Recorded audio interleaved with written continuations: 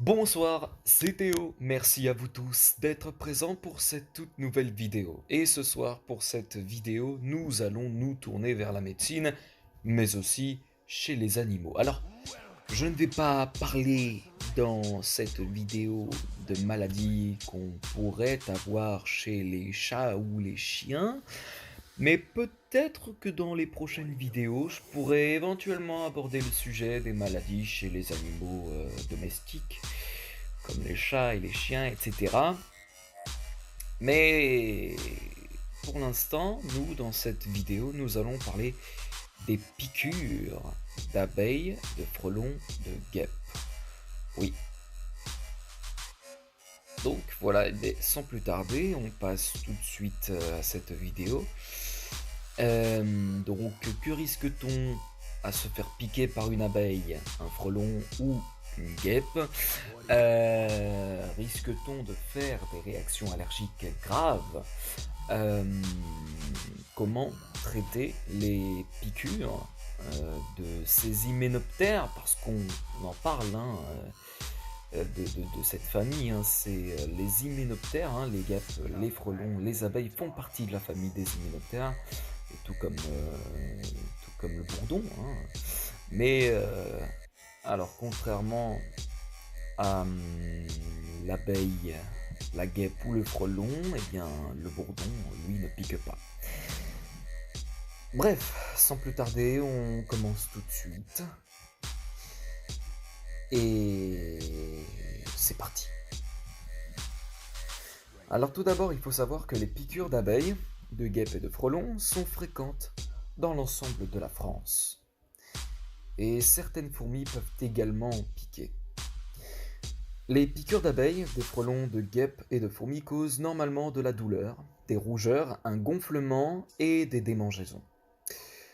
Les réactions allergiques sont peu fréquentes, mais peuvent être graves, notamment en causant une anaphylaxie, c'est-à-dire un gonflement de la gorge et tout d'un coup, hop, la respiration s'arrête et là vous êtes vraiment en danger, oui, en effet. Et il faut enlever les dards et appliquer une crème ou pommade soulageant les symptômes. Ça fait partie des traitements. On va donc en parler avec un résumé plus long. Les personnes peuvent tolérer en moyenne 20 piqûres par kilogramme de poids corporel.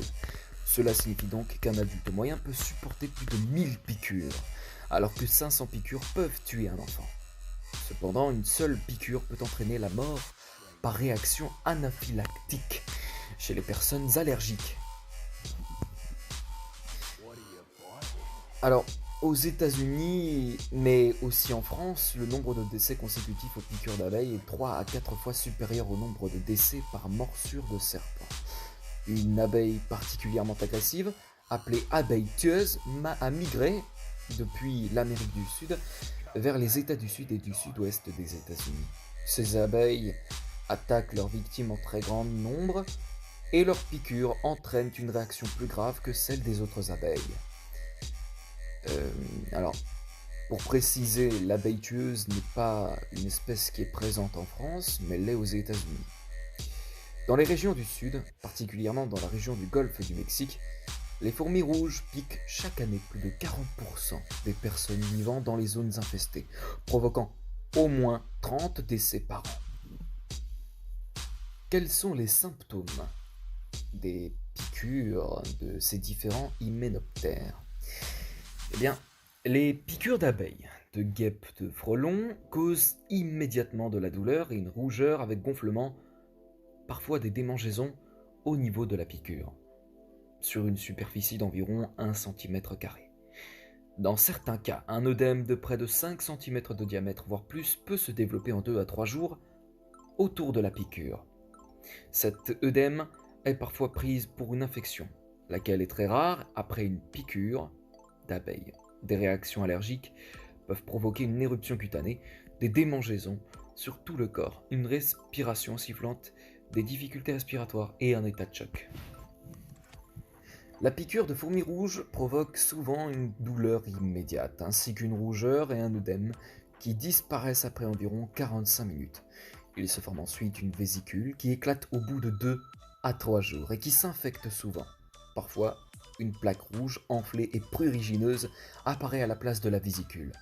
Certains nerfs isolés peuvent présenter une inflammation et des convulsions peuvent survenir chez les personnes ayant subi un très grand nombre de piqûres. Comment traite-t-on ces piqûres? Une abeille peut y laisser son dard dans la peau.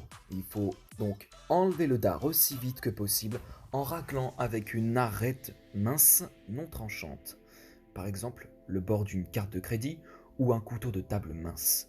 On peut réduire la douleur en appliquant un glaçon enveloppé dans du plastique et un linge fin sur la piqûre. Et en administrant des anti-inflammatoires non stéroïdiens et des antihistaminiques par voie orale. Une crème ou pommade contenant un antihistaminique, un anesthésique, un corticostéroïde ou une association de ces produits est souvent utile. Les réactions allergiques sévères sont traitées à l'hôpital avec de l'épinéphrine, des liquides par voie intraveineuse et d'autres médicaments.